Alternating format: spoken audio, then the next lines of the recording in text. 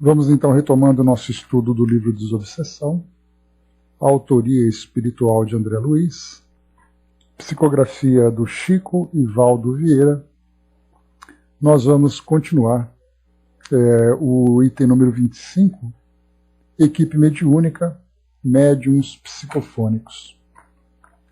Só para a gente ter aqui uma orientação, bom, nós estamos no item número 25, de 73, né? São itens pequenos, mas que André Luiz procurou abranger aqui todos os aspectos desse trabalho tão importante que é o trabalho de assistência na desobsessão.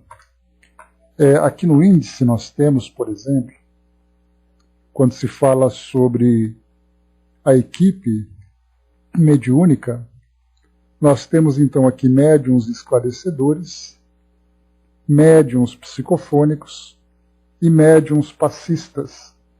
E nós temos ainda, claro, né, André Luiz ele procurou apenas trazer para nós aqui uma orientação geral sobre esse trabalho, mas nós temos, por exemplo, os médiuns videntes, que também é uma outra categoria de médiuns que participa desse trabalho, auxiliando ali, trazendo as impressões do plano espiritual para a equipe, auxiliando na orientação sobre a movimentação dos espíritos, sobre a condição em que eles se apresentam, sobre o comportamento, a conduta que eles apresentam também, né? E aqui lembrando sempre que muitas vezes o médium ele traz diversas faculdades, sendo uma ou outra predominante, e é exatamente nessa modalidade que ele então se dedica ao trabalho nessa assistência, né? Então, de um modo geral, ele traz aqui então médiuns esclarecedores, os psicofônicos e os passistas. Inclusive, nós temos também participação de médiuns de psicografia e tudo mais, né? Mas aqui então, como eu falei, ele traz de um modo geral para nós aqui algumas orientações sobre o trabalho de um modo genérico, né? Então vamos lá. Número 25, que é o tema que nós então estamos abordando.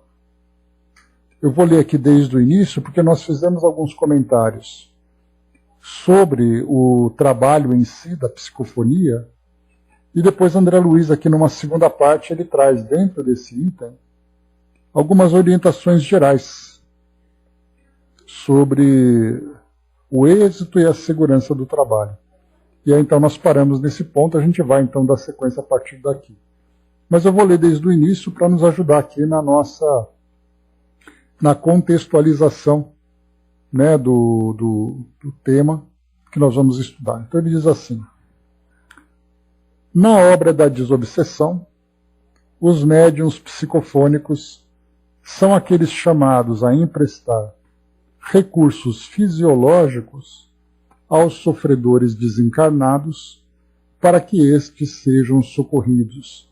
Então, nós desenvolvemos aqui, né, o nosso estudo em torno dessa ideia dos recursos fisiológicos, tratando dos elementos físicos, dos elementos psíquicos e dos elementos fluídicos, para que a assistência aconteça com a aproximação e também com o contato desses espíritos sofredores. Deles se pede atitude de fé positiva, baseada na certeza de que a espiritualidade superior lhes acompanha ao trabalho em moldes de zelo e supervisão. Nesse outro ponto, falamos também ali sobre a importância do entendimento do médium na dedicação a esse trabalho, lembrando que é um trabalho difícil, principalmente no que diz respeito à natureza humana, à personalidade, ao orgulho, à vaidade. Então, dentro do meio espírita, o trabalho de assistência na desobsessão é um trabalho diferenciado, porque ele é um trabalho, primeiro, pouco reconhecido, no sentido, né, da importância do recurso mediúnico para nós encarnados. E depois, quando o médium se dedica, há também muito medo, muito receio, muito preconceito, antes, durante e depois. Muitos médiuns que iniciam, por exemplo, a participação no trabalho mediúnico, quando se fala em desobsessão, há o medo, né, do contato com os espíritos. O que será que vai acontecer durante? O que vai acontecer depois do trabalho mediúnico? Então há muita insegurança e por isso então se solicita, se exige, na verdade, uma experiência dos trabalhadores que precisam se dedicar a esse trabalho. Então os médiuns que não são experientes, não se recomenda trabalhar inicialmente nessa tarefa. Somente depois de adquirirem ali a confiança, o autoconhecimento, o autocontrole na faculdade mediúnica, para que eles possam, então, se dedicar ao trabalho. Sem problema, Angelina. Sim, então por isso que as casas espíritas, né, a gente chegou a conversar sobre isso, porque quando nós falamos em trabalho mediúnico, nós temos ali vários modelos de trabalho dependendo do perfil da casa espírita. Então nós temos até aquele livro, Mediunidade, tudo que você precisa saber, que a gente vai inclusive fazer aqui a leitura de um trechinho do Richard Simonetti, que é um livro baseado em muitas perguntas que foram feitas de pessoas que assistiam a palestras, que enviavam os seus questionamentos, e essas questões acabaram criando, então, a oportunidade de publicar esse livro com muitas respostas. E a gente vai lembrar, então, que um grupo como o do Simonetti, lá no Centro Espírita da cidade de Bauru, eram grupos e mais grupos, né, 20 e tantos grupos, ou mais do que isso, não me recordo exatamente o número, enquanto que algumas casas espíritas trazem ali meia dúzia de colaboradores para formar um único grupo. Então, há os grandes grupos, há os pequenos grupos, há os centros espíritas que trazem muitos trabalhadores, muitas vezes centenas de médiuns à disposição do trabalho. Enquanto outras casas espíritas funcionam em residências, por exemplo, em casas, né, com 2 ou 3 cômodos, enquanto que outros centros espíritas trabalham em vários turnos, manhã, tarde e noite, em prédios que trazem ali 2 ou 3 andares. Então, por isso, não é possível nós simplesmente generalizarmos, imaginando que um modelo é a única forma de se trabalhar. Falo isso pelo seguinte, o Dudu colocou que o início é bem difícil. Então nós vamos imaginar um grupo espírita bem estruturado, como foi o caso do Simonetti, que ele apresentou para nós, um grupo que tem a oportunidade de trazer ali um curso, etapas que vão se avançando para que o médium vá se desenvolvendo. Mas, por outro lado, nos centros espíritas pequenos, onde existe ali uma carência muito grande de médiums, não há tempo de fazer toda essa preparação, todo esse desenvolvimento. Muitos médiums, apresentando a faculdade ostensiva, ele já é incorporado no trabalho. E aí então nós vamos encontrar muitas facilidades ou muitas dificuldades, muitos problemas, muitos obstáculos, dependendo exatamente da forma como o trabalho se desenvolve. Então, quando nós estudamos o livro dos médiuns, nós vamos encontrar ali, né, um roteiro e da mesma forma também ali muitos esclarecimentos a respeito da mediunidade. Nem todas as casas espíritas conseguem aplicar esse conhecimento da mesma forma. Por isso, então, é importante, né, que cada grupo espírita faça ali o seu estudo, prepare os seus médiuns, que os médiuns sejam conscientes, os próprios trabalhadores do plano espiritual também ali orientando essas instituições, também reconhecem a dificuldade. Muitas vezes, numa reunião mediúnica, 2 espíritos são atendidos num determinado grupo, enquanto que em outros grupos espíritas, 30 espíritos são atendidos no mesmo turno de trabalho. Então não é possível dizer que no meu centro espírita nós trabalhamos dessa forma, que é o modelo ideal, e você pegar esse mesmo modelo e aplicar numa outra instituição, que traz uma estrutura, que traz um perfil diferente. Então, por isso, então, o estudo é importante, cada instituição vai se adaptando de acordo com o seu próprio né, com o seu próprio perfil. Depois nós falamos também aqui, compreendendo que ninguém é chamado por acaso à tarefa de tamanha envergadura moral, verificarão facilmente que da passividade construtiva que demonstram depende o êxito da empreitada de luz e libertação em que foram admitidos. Aqui mais uma vez também conversamos sobre o entendimento do médium e a própria experiência na vivência mediúnica, percebendo que quanto menor a interferência do médium na comunicação ou na manifestação do espírito, maior é o êxito do trabalho, porque ela se torna mais autêntica. E para isso o médium precisa ter a compreensão da sua participação no trabalho, ele precisa ali uma transformação moral importante para evitar, por exemplo, que ele interfira querendo controlar a manifestação do espírito, indo além, inclusive, né, do ideal, fazendo com que o espírito se manifeste da forma como ele gostaria. E aí então vem ali o orgulho do médium, que um espírito, por exemplo, que traz ali muitas vezes uma agressividade, uma vulgaridade, uma fragilidade moral, e o médium se sente constrangido pela forma como o espírito se manifesta e ele acaba então limitando a manifestação. Por isso é colocado para nós, da passividade construtiva que demonstrem, depende o êxito da empreitada. Para isso então vem ali o preparo, o esclarecimento, a própria equipe também tem que estar envolvida. Porque não basta o médium psicofônico fazer parte de um grupo, sendo que esse grupo não compreende, inclusive, que são os espíritos que trazem ali características específicas. E não o médium que se mostra mais fraco ou mais forte, sujeito ao julgamento do grupo. E isso acontece também com muita frequência. Aquele médium que não se sente à vontade para trabalhar junto àquele grupo, ele mesmo se sente constrangido durante o trabalho. Porque aí o espírito se manifesta e depois então vem as críticas, os apontamentos. Então, tanto os orientadores como os colegas precisam estar muito bem integrados no desenvolvimento do trabalho. Até isso nós encontramos também. É exatamente nessa empatia fluídica de todos os envolvidos, sem julgamento, sem apontamento, sem críticas, a orientação, o apoio de todos, junto a cada elemento que compõe aquela equipe.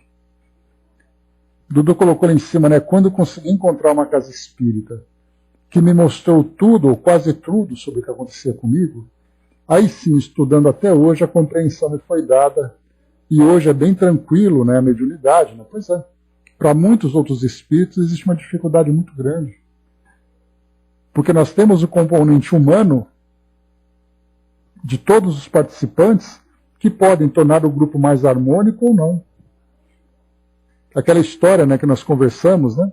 Você vai participar de uma escala de trabalho e naquele dia você tem determinados médiuns e determinados dirigentes. E aí o médium que vai participar já diz assim, meu Deus, eu vou ter que trabalhar com ele hoje. Já é o suficiente para criar um bloqueio para interferir no trabalho. Ou então assim, nossa, que bom que eu vou trabalhar com eles, porque o nosso grupo agora vai ser muito bom. Porque nem sempre é o mesmo grupo que trabalha, dependendo da forma como cada instituição administra esse trabalho. A Angelina também colocou, né, graças a Deus, encontrei 2 casas espíritas que ajudou-me, fora 5 anos de estudos, né? Foram 5 anos de orientação. Que é importante, agora a gente vai lembrar de novo, né? Nem sempre muitos médiuns têm a oportunidade de ter essas condições de auxílio e de estudo para poder se desenvolver. O Arnaldo colocou aqui, né, conheço uma casa espírita que, pela dificuldade de trabalhadores, treina inicialmente o grupo para evitar a manifestação. E assim vão treinando para que a manifestação não ocorra em qualquer lugar, né? Cada grupo espírita tem uma estratégia de trabalho. Então, assim, seguindo o livro dos médiuns, que é aquilo que Kardec trouxe para nós, de um modo geral, nas orientações, cada grupo, então, vai observando as condições de cada médium, de cada componente do trabalho. fazendo com que haja ali o desenvolvimento propriamente dito. Lembrando que essa expressão desenvolvimento mediúnico é uma expressão que dentro do meio espírita significa que o médium conheça teoricamente a mediunidade, conheça tecnicamente como a manifestação acontece e se autoconheça no exercício da mediunidade.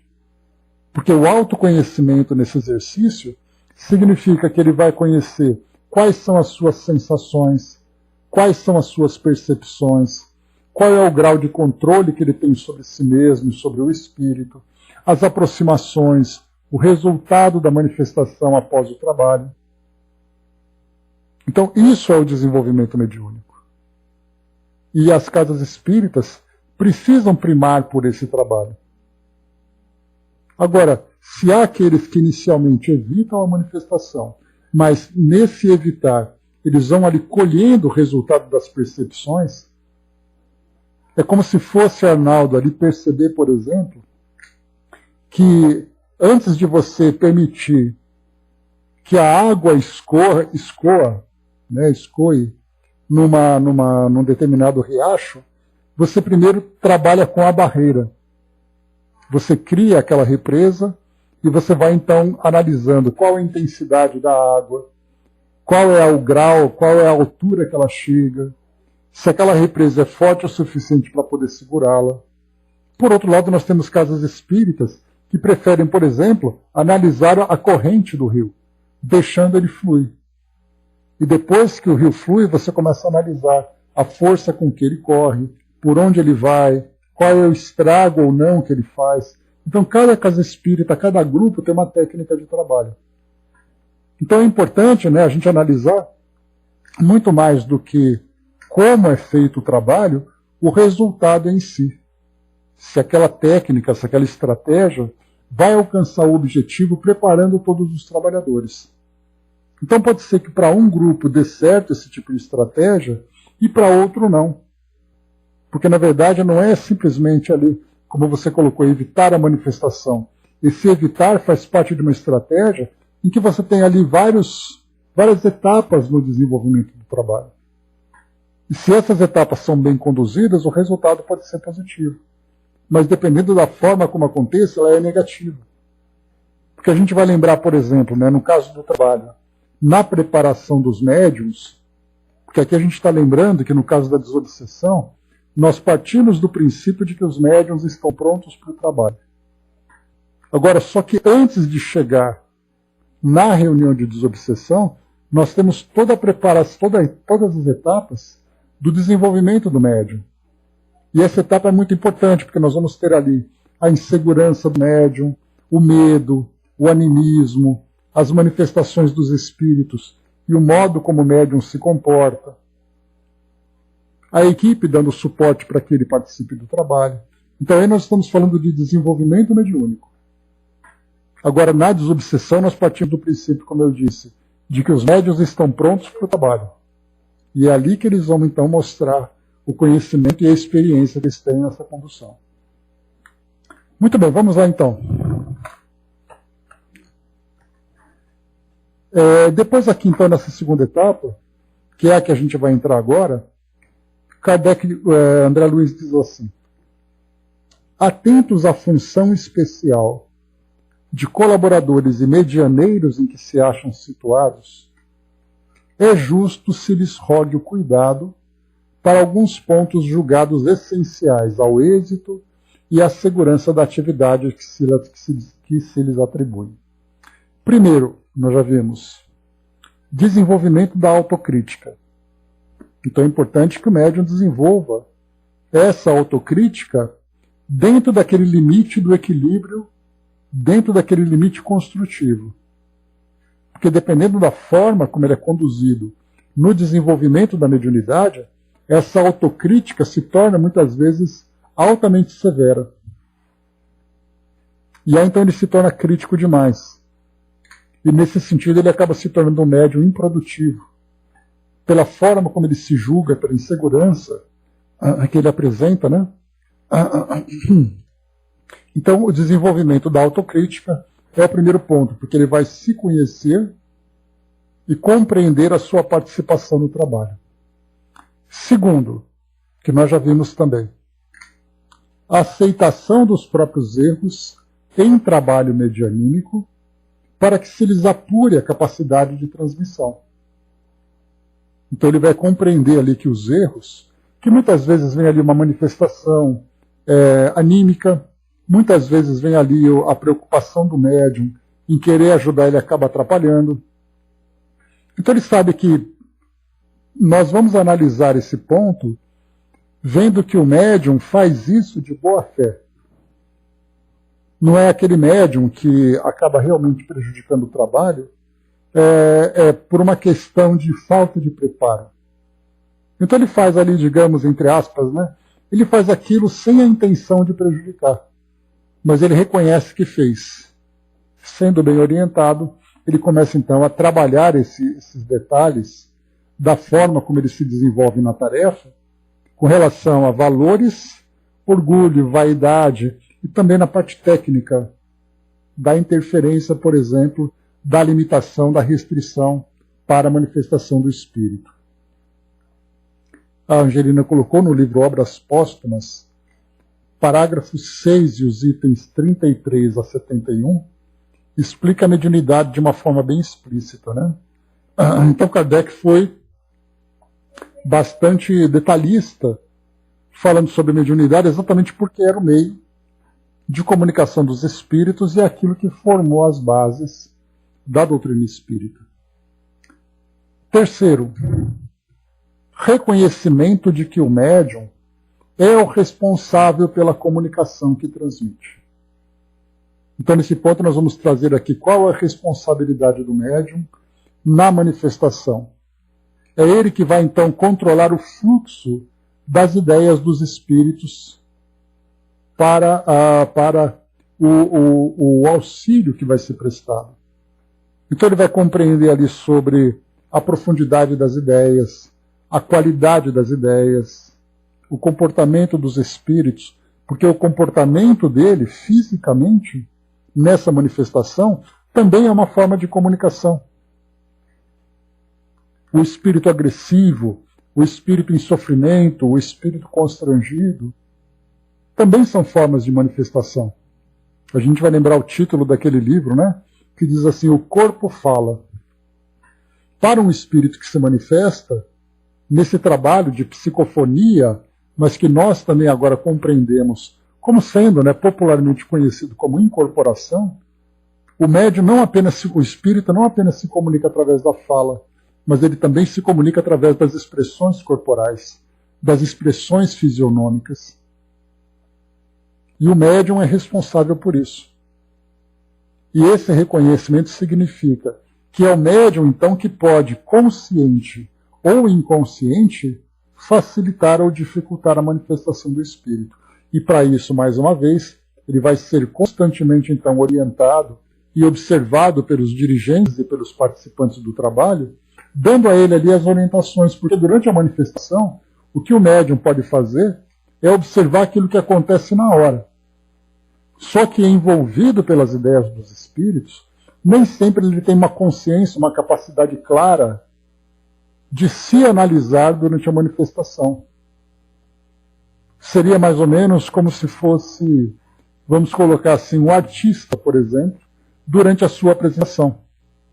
Quando ele se apresenta, ele está envolvido ali pelo momento, ele está ali cantando, dançando, mas aquele que está de fora vai depois dizer para ele, olha, você pode melhorar nesse sentido, você pode ali, né, você acabou errando naquele outro sentido, porque no momento em si ele não tem essa capacidade. E aí então o trabalho coletivo, e também ali o mais importante, é a generosidade, né, a afinidade que existe entre o grupo para que você possa contar no médium aquilo que ele precisa melhorar, sem que isso gere uma crítica. Então essa afinidade entre o grupo é fundamental. Porque você vai dizer para o médium, olha, naquela comunicação da semana passada, o espírito fez isso, isso, isso, e você deveria ter feito isso. Nesse momento, dependendo da personalidade do médium e dependendo da forma como esse apontamento surgiu, você acaba travando o médium nesse trabalho. Porque da próxima vez que o espírito vier, receios, preocupações vão acabar surgindo, prejudicando a tarefa. Então há ali uma preocupação muito grande nesse trabalho coletivo. Mas o médium, então, está consciente, ciente que é ele que tem essa responsabilidade da comunicação que se transmite, da forma como o espírito se manifesta naquela comunicação. Dudu colocou naquele dia, na entrevista, eu me vi mudando a feição para mim, foi estranho me ver. Nunca tinha me filmado daquela forma, né? E sabe que eu fiquei repensando muitas coisas por causa de uma simples psicofonia. Né? O Dudu ele participou de uma entrevista lá no nosso grupo do Espiritismo.net, lá da nossa mocidade espírita, para falar um pouco sobre as suas experiências de mediunidade. E esse trabalho ele foi transmitido lá no YouTube. E logo no final da entrevista, né, no final ali quando o Dudu fazia a prece de encerramento, aconteceu a manifestação, né, de um amigo do plano espiritual que completou a prece. O Dudu começou, o espírito completou a prece. Então foi possível gravar essa transição entre o estado consciente e o transe mediúnico. E aí o Dudu pôde se ver, algo muito raro, né, o médium se ver durante o trabalho. Mas naquele momento que não era a intenção, o espírito trouxe ali, né, graciosamente para nós aquela mensagem final sobre a prece, mas acabou trazendo para nós também uma oportunidade de observar como acontece o transe mediúnico, no caso dele próprio, Dudu. Né? Então, por isso, pôde ver ali, né, como acontece, né, o contato com o espírito, a mudança de fisionomia, a mudança da voz. Foi algo bem interessante, né, Dudu? Não era a intenção, mas acabou surgindo um material bastante interessante para você fazer um autoestudo, né? Foi bem legal. Depois aqui, então, no item número 4, e aqui outro ponto importante também, né? A abstenção de melindres ante apontamentos dos esclarecedores ou dos companheiros, aproveitando observações e avisos para melhorar-se em serviço. Bom, já falamos sobre isso também, né? Não é apenas ali o médium ter essa receptividade sobre a forma como ele trabalha, recebendo ali as orientações, os comentários dos dirigentes e colegas, mas também os próprios dirigentes e colegas na forma como fazem esse apontamento. Então esse trabalho coletivo é muito importante, né? Dudu colocou também, para quem estava lá, foi muito bom saber como funciona, né? Foi bacana, foi na prática ali, né? Não apenas falar sobre mediunidade, mas ver a mediunidade acontecendo. Muito legal. Item número 5. Também aqui é um ponto muito importante. Fixação num só grupo, evitando as inconveniências do compromisso de desobsessão em várias equipes ao mesmo tempo. Então aqui também é algo bastante complicado, porque muitas vezes o médium, pela vontade de ajudar, ele acaba se comprometendo com duas instituições, por exemplo. Então ele vai na segunda-feira num centro espírita, e depois na quinta-feira ele vai em outro centro espírita. E nos dois ele trabalha na desobsessão.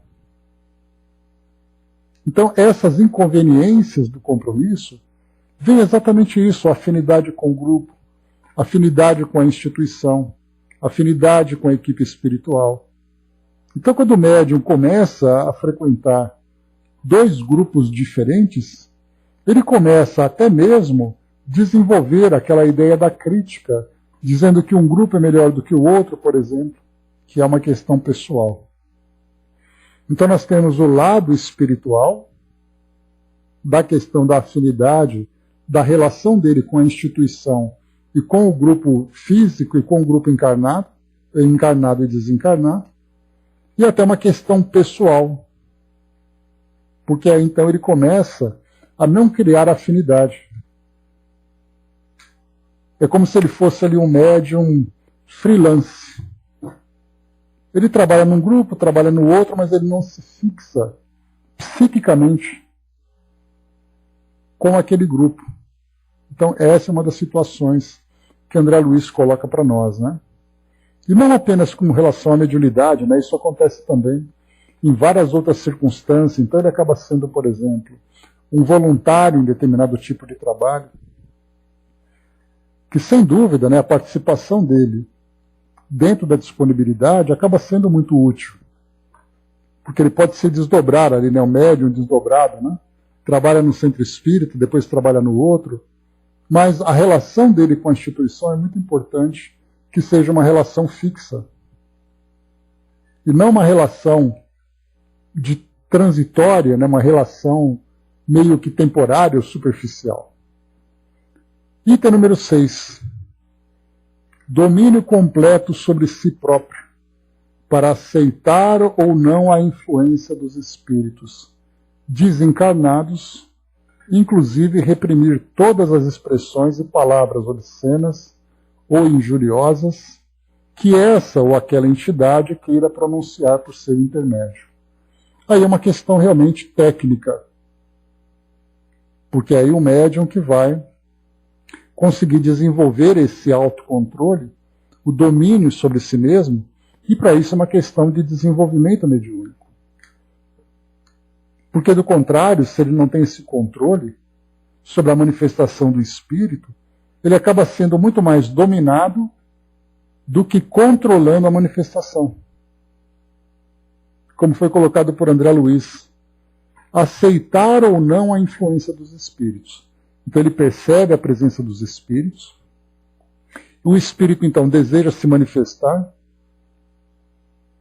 E aí, então, ele vai escolher se ele permite ou não, de acordo com a conveniência do trabalho.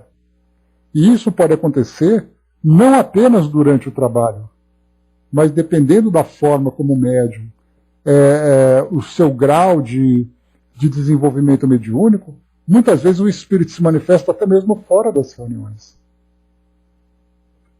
Então acontece em casa, acontece no trabalho e tudo mais, por falta de autocontrole. Porque os espíritos são capazes de exercer sobre ele um controle maior do que ele próprio tem para controlar. Nesse caso, por exemplo, durante uma reunião mediúnica, nós lembramos que existem ali várias etapas de trabalho, né?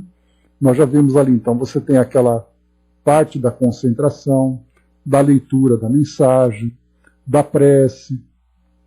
Depois você tem ali o texto, né, o conteúdo de reflexão, para somente depois a mensagem começar a se desenvolver, né, as comunicações começarem a surgir e o trabalho efetivamente se desenvolver. Dependendo do autocontrole que o médium tem, o espírito começa logo no início. Durante a leitura, durante a prece, os espíritos se manifestam. E por que isso acontece? Porque o médium não teve ali naquele momento a capacidade de controlar essa manifestação. Quando ele tem essa percepção, ele percebe, ele sabe que o espírito insiste muitas vezes em se comunicar. E aí depende do médium esse controle de saber que existe um momento para essa comunicação, e ele vai, inclusive, durante a manifestação, ter a capacidade de controlar a forma como o espírito se manifesta. Aqui André Luiz colocou para nós. Inclusive, reprimir todas as expressões e palavras obscenas ou injuriosas que essa ou aquela entidade queira pronunciar por seu intermédio. Então, muito mais do que palavras obscenas e injuriosas, o próprio comportamento do espírito. O espírito muitas vezes se torna agressivo, muitas vezes se torna desequilibrado durante a manifestação, e fisicamente ele não quer necessariamente ser agressivo para as pessoas, mas o seu estado naquele momento, às vezes agitado, que ele queira se levantar, que ele queira ali provocar um determinado tumulto, e é o médium que tem essa responsabilidade de controlar. E é exatamente isso, voltando para o ponto inicial aqui do nosso texto que eu trouxe para vocês, quando se fala, por exemplo, né, deles, se pede atitude de fé positiva, baseada na certeza de que a espiritualidade superior lhe acompanha o trabalho em moldes de zelo e supervisão. Essa ideia do que acontece numa reunião mediúnica, quando os espíritos são agressivos, batem na mesa, derrubam objetos, querem xingar, querem ali fazer ameaças e tudo mais, isso cria na mentalidade dos médiuns iniciantes um temor muito grande, um preconceito muito grande. E ele vai dizer, já pensou se eu estiver fazendo esse trabalho, o espírito se comporta dessa forma? Então é um trabalho que eu não quero fazer, eu tenho medo. E aí então nós vamos compreender que nesse caso, né, faz parte do trabalho.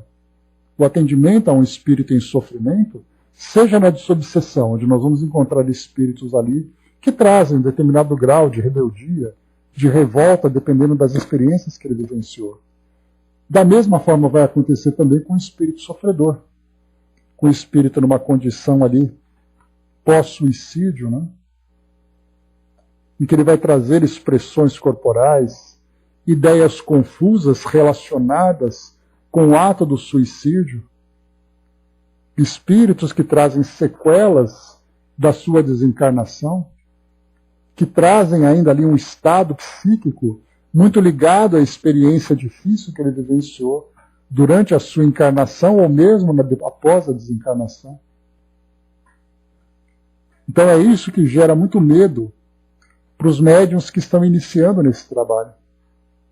Mas, mais uma vez, isso faz parte do desenvolvimento do médium, no exercício da mediunidade. Item número 7. Interesse real na melhoria das próprias condições de sentimento e cultura. E aí, então, é o médium, né, consciente da tarefa que ele desenvolve, primeiro fazer ali, né, o trabalho de transformação interior, de reforma íntima. Porque André Luiz coloca para nós, voltando aqui no início, né, deixa eu pegar aqui,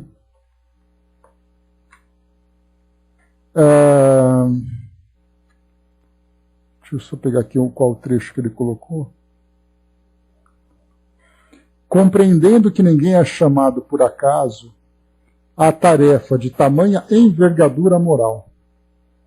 Então isso mostra, nessa expressão envergadura moral, a exigência para que o médium, para que ele seja aquele modelo de virtude, ainda que seja um modelo imperfeito, naturalmente, porque o fato de ser médium ele é chamado exatamente para que ele possa se educar.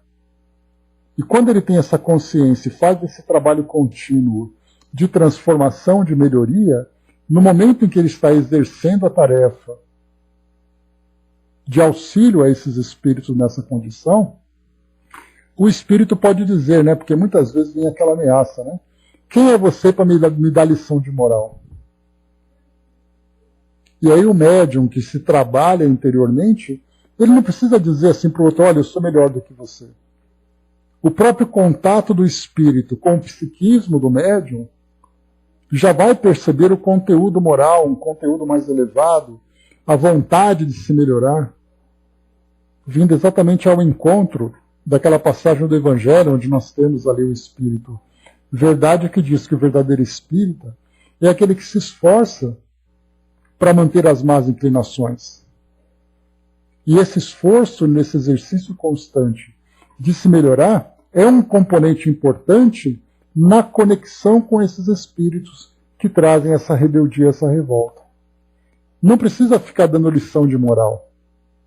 A própria presença do espírito junto ao médium, sentindo esse esforço, sentindo essas virtudes que estão aflorando, ainda que sejam virtudes iniciais, traz ao espírito um impacto positivo no seu crescimento, na assistência que ele vem recebendo.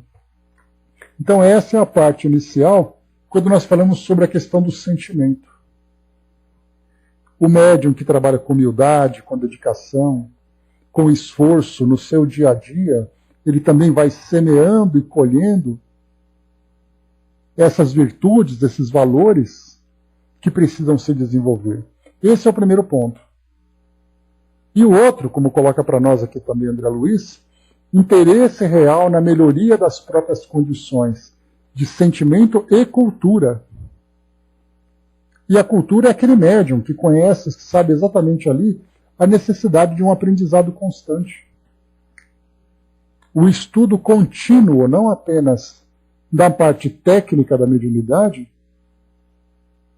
mas também da parte moral. Por isso, então, como nós lembramos sempre, né, os estudos dentro, né, do conteúdo evangélico é fundamental. Porque ele vai estudar esse conteúdo e vai vivenciar no seu dia a dia. Então ele tem ali, vamos pegar dos livros, que são livros base da doutrina espírita, para o médium, o livro dos médiuns, o livro dos espíritos, o Evangelho segundo o Espiritismo. Eu falo do título, mas a gente vai observar exatamente ali o conteúdo, a essência dessas obras. O livro dos médiuns traz ali a parte técnica do exercício mediúnico.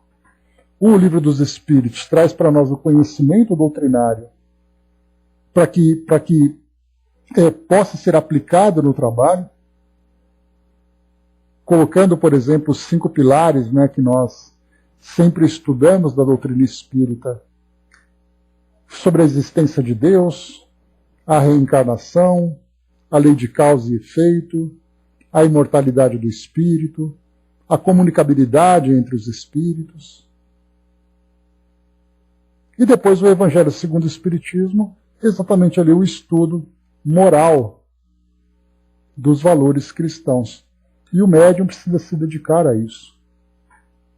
Às vezes não tem tempo, porque a gente lembra que o médium, né, que trabalha num centro espírita pequeno, ele é o médium, ele é o dirigente, ele é o palestrante, ele é o faxineiro, e nem sempre ele tem essa possibilidade de dedicação. Mas é importante que ele saiba que, dentre essas tarefas que ele desenvolve, ele precisa se dedicar também a esse estudo. Porque é o conhecimento que vai ajudá-lo no desenvolvimento do trabalho. Então o médium tem que ter essa consciência. Como se fosse ali, não podemos ser diferente, um profissional de determinada área. Ele sabe que estar ali constantemente atualizado, versado, né, no conteúdo da sua área de atuação, é aquilo que vai fazer com que ele se torne um profissional melhor. O médium não é diferente, assim como qualquer outra área de trabalho. Aquele que é palestrante, se ele não estudar constantemente aquele conteúdo que ele vai apresentar, ele se torna um palestrante repetitivo, superficial. Então é a autoconsciência da necessidade de aprimoramento nessa área moral e nessa área intelectual. 8º, defesa permanente contra bajulações e elogios, conquanto saiba agradecer o estímulo e a amizade de quantos lhes incentivem o coração ao cumprimento do dever. Bom, aí é uma questão de relações humanas, para que o médium, tanto na crítica como no elogio, saiba lidar com aquilo que lhe toca a sensibilidade. Então, realmente, nós encontramos médiuns que são realmente grandes trabalhadores na atuação, na tarefa de desobsessão. São grandes conhecedores, nesse caso, tanto os dirigentes, como psicofônicos, e que o trabalho é um trabalho muito seguro, é um trabalho que se desenvolve dentro da cartilha, digamos assim, cumprindo todos os requisitos para que um trabalho seja bem desenvolvido. Um espírito rebelde, um espírito sofredor, e o médium consegue lidar com essa relação com muito equilíbrio, com muita sabedoria. E no final vem ali, olha, parabéns pela forma como você lidou com isso. Esse parabéns ali, ele pode se tornar um veneno, dependendo da forma como o médium absorve esse elogio. Então pode ser um elogio construtivo, mas pode ser também um elogio destrutivo. E isso acontece em qualquer área, não apenas dentro do exercício do trabalho mediúnico. Aquele palestrante, né, olha, parabéns, sua palestra é maravilhosa, e isso, o médium vai, o palestrante vai se achando ali o dono da cocada, né? Então isso, na verdade, é ali o inflar a vaidade, inflar o orgulho. E quantos são aqueles que, infelizmente, caímos ainda nessa situação? É péssimo, né, Dudu? Porque se por um lado você ganha pelo auxílio que você presta àquele que precisa, individualmente é um retorno. Quando nós estudamos, por exemplo, sobre o tema caridade, nós já falamos que é um tema muito difícil para nós. Porque aquela pessoa que trabalha com caridade, aquele que recebe o auxílio das mãos desse trabalhador, aquela pessoa está sendo beneficiada. Mas o trabalhador que está oferecendo alguma coisa, quando ele se acha realmente especial, ele acaba se prejudicando. Porque o auxílio foi feito, mas o aprendizado para o seu crescimento acabou não vindo. Porque ele usou a caridade para autopromoção, por exemplo. Então essa é uma questão bastante sensível. Mesmo que você não queira entrar no elogio, na do elogio, aquilo de certa forma bate errado e pode bater certo. E aí vem o perigo, né? Pois é. Então ali, como André coloca para nós, com quanto saiba agradecer o estímulo e a amizade de quantos lhes incentive o coração ao cumprimento do dever. Então o elogio também é um estímulo muito positivo. Então vai depender da forma como a pessoa lida com tudo isso. O item número 9, chegando aqui já ao final. Espera só um pouquinho, pessoal, que acabou fechando aqui o meu livro. Rapidinho. Deu algum bugzinho aqui, mas é rapidão.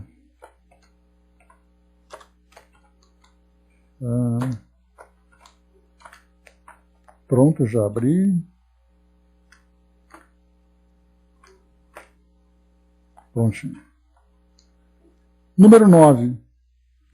Discernimento natural da qualidade dos espíritos que lhes procurem as faculdades, seja pelas impressões da presença, linguagem, eflúvios magnéticos, seja pela conduta geral. Esse é mais um tema relacionado com o desenvolvimento mediúnico. Porque lembrando, quando nós falamos em desenvolver a mediunidade, nós falamos do médium treinar-se principalmente na faculdade de médium sensitivo. Como comentamos no nosso estudo anterior, Kardec aponta no Livro dos Médiuns que todo médium é, por princípio, o médium sensitivo.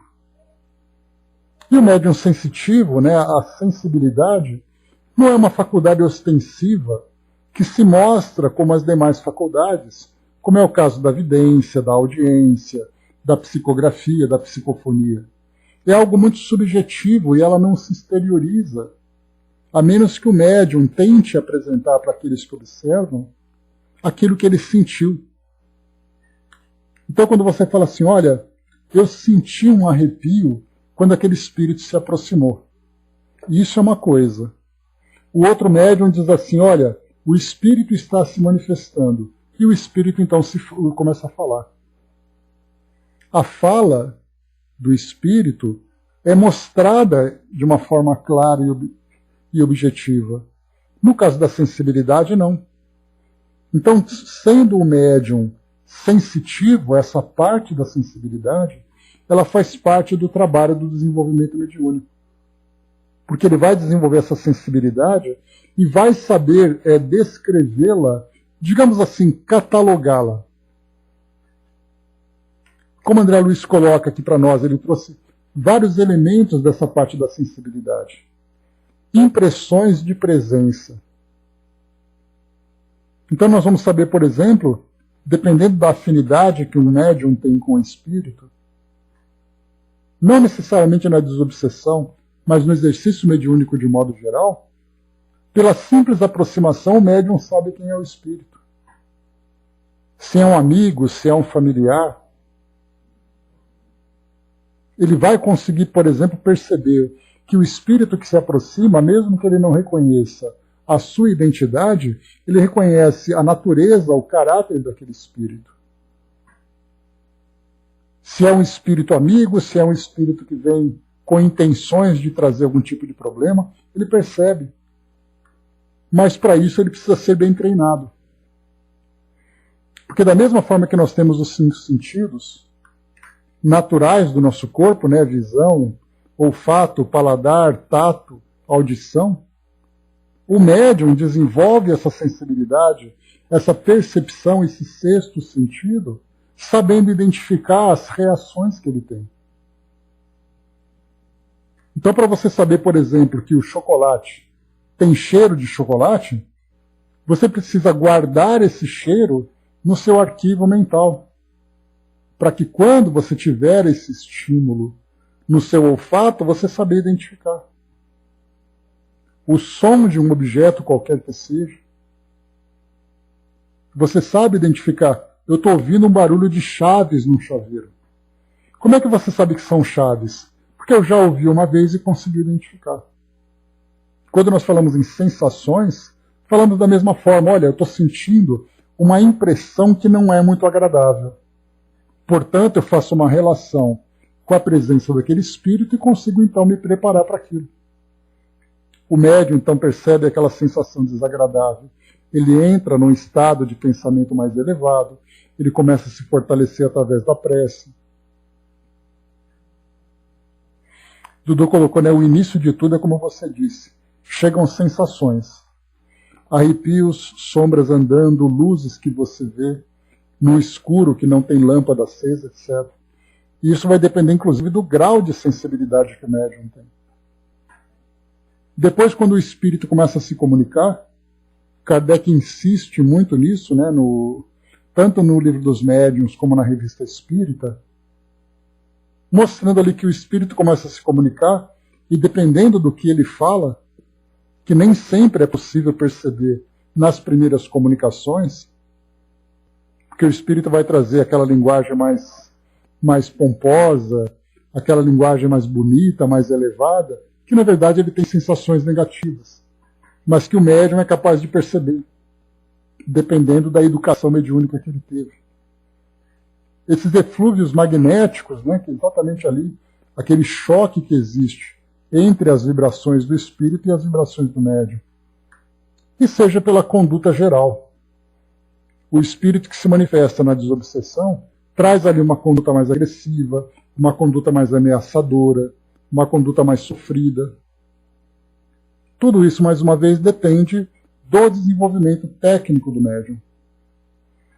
E, finalmente, aqui para finalizarmos o nosso roteiro de orientações, né, André Luiz foi bem detalhista nesse ponto, uso do vestuário que lhe seja mais cômodo para a tarefa, alijando, porém, os objetos que costumem trazer jungidos ao corpo, como sejam relógios, canetas, óculos e joias.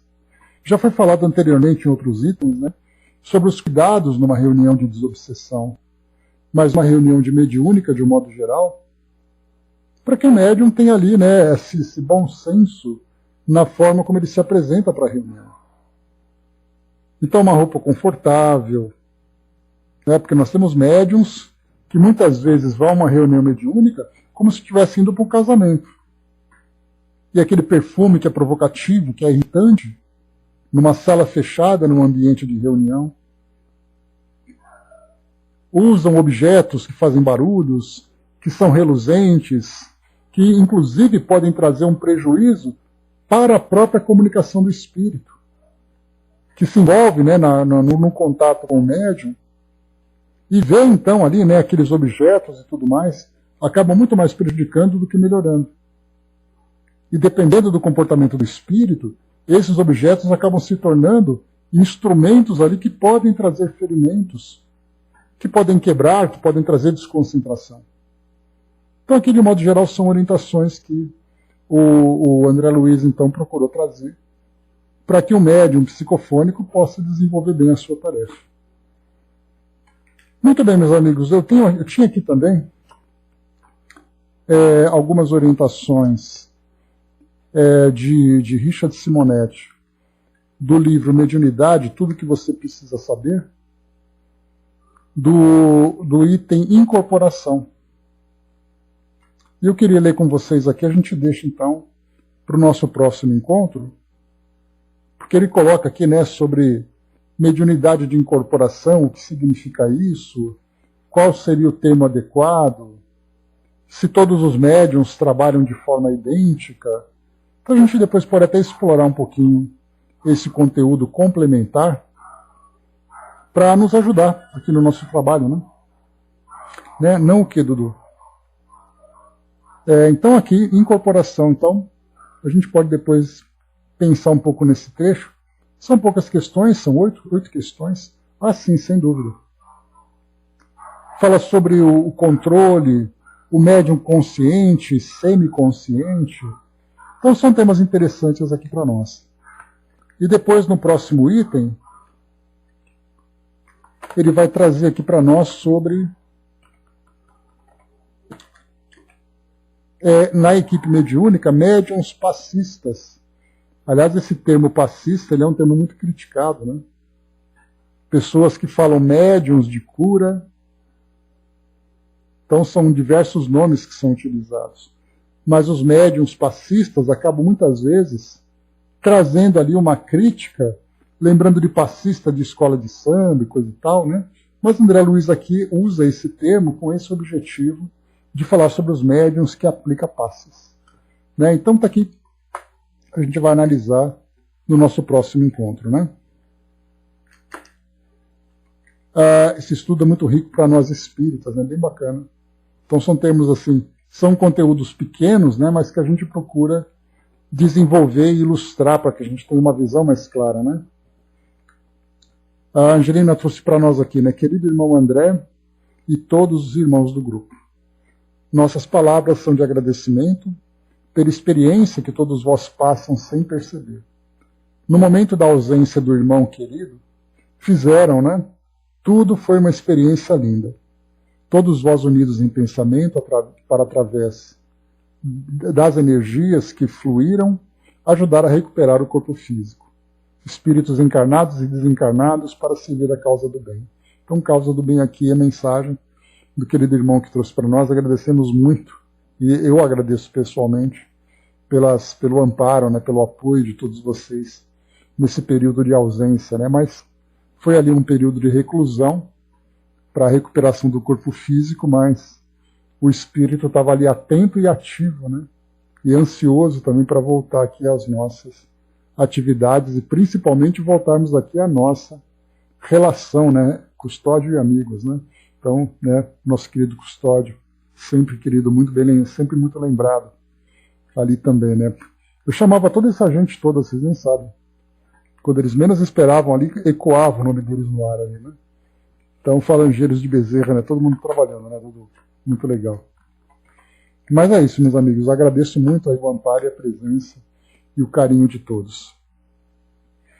Então, encerrando por aqui o nosso trabalho, finalizamos então esse item número 25, equipe